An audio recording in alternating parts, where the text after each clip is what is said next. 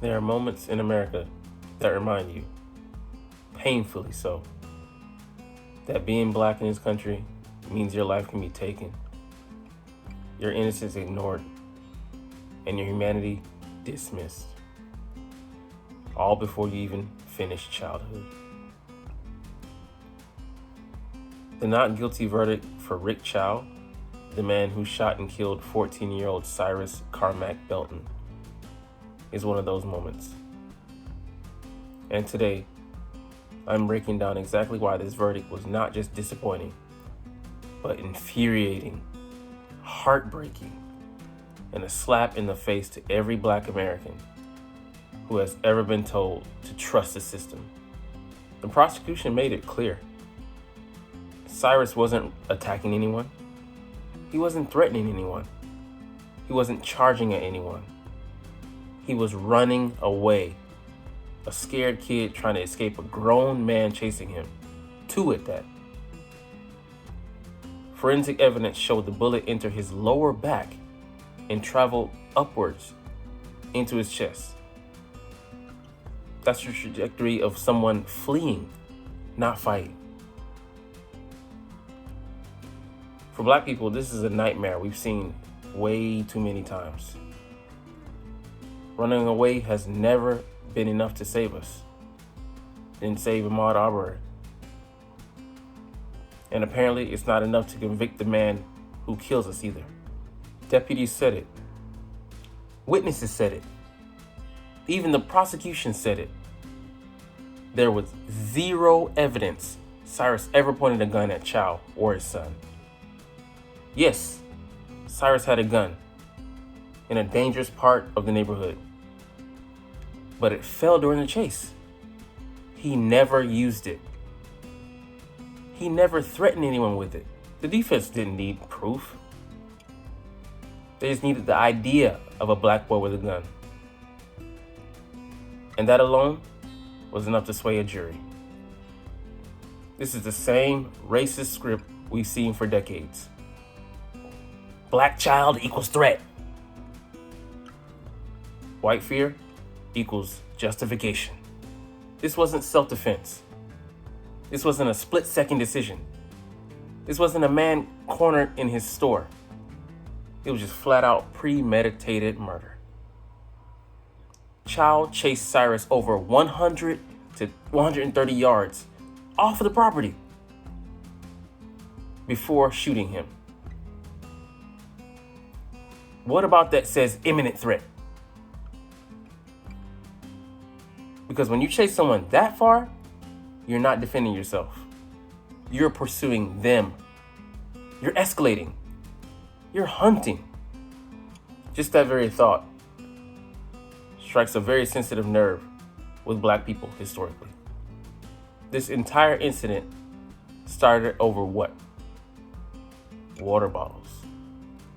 4 to be exact. That's what Chow thought Cyrus stole, even though investigators later said there was no evidence he stole anything at all. A child died over suspicion, over something that wasn't even proven, over something that wasn't even worth $4. Black children have been killed over toy guns, loose cigarettes, Skittles, and now water bottles. The pattern just sickens you. Prosecutors went on to reveal that deputies had previously taken the extraordinary step of warning Chow about the limits of using force. That's right. They were aware of this man's criminal history, shootings in the past. But the judge suppressed that evidence. Because the jury didn't get the full picture, they didn't get to hear that Chow had a history of aggressive behavior. They didn't hear that law enforcement had already been concerned about him. Why was the shooter being protected here and not the child that was killed? What was one of the tactics that the defense leaned on? So typical, but stereotyping Cyrus as a threat.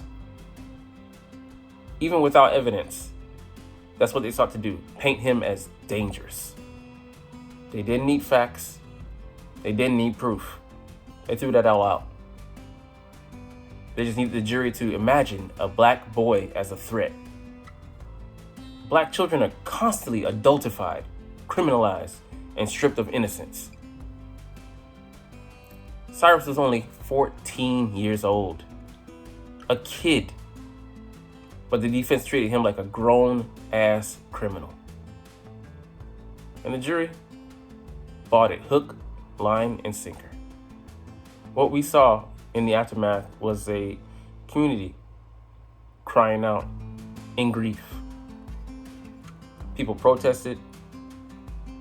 People visibly broke down. People spelled Cyrus's name with water bottles outside that very store. His family said the verdict made them feel like our children don't matter. Because in the macro, this isn't about just one case. It's about communities all over the US having to keep burying our own children. And we keep getting told right to our faces with these court decisions that their lives don't matter. This verdict ignored the moral clarity of the facts.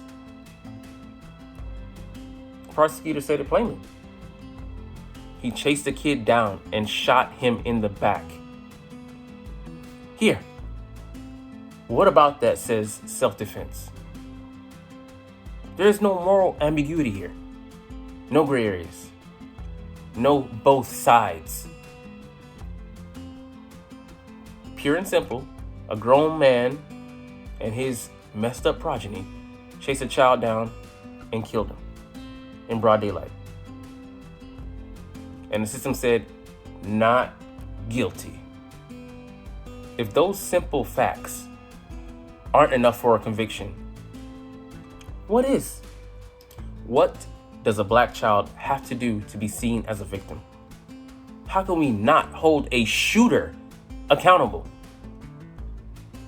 The not guilty verdict for Rick Chow wasn't just a legal decision. It was a message. A message that black children can be killed while running away, trying to escape from their pursuits.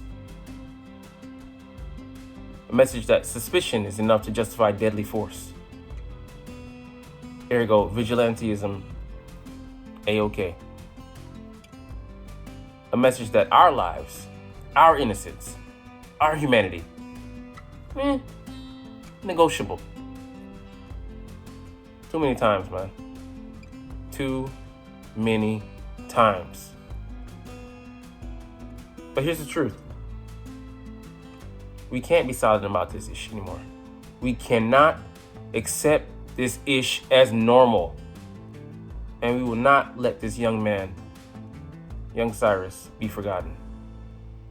Because his life indeed did matter. To me, a stranger who didn't even know him personally. To his loved ones, his community, the people he was supposed to impact.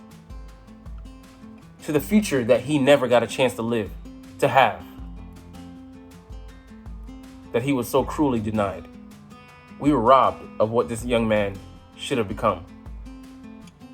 What he would go on to do. His life's work. But now we must pursue something. Justice. Real justice. And this is far, far from being over. Like, comment, share, and subscribe if you like. Thanks for watching. Check me out at Centron Anime, Centron Life, or Centron Laughs, or other social media.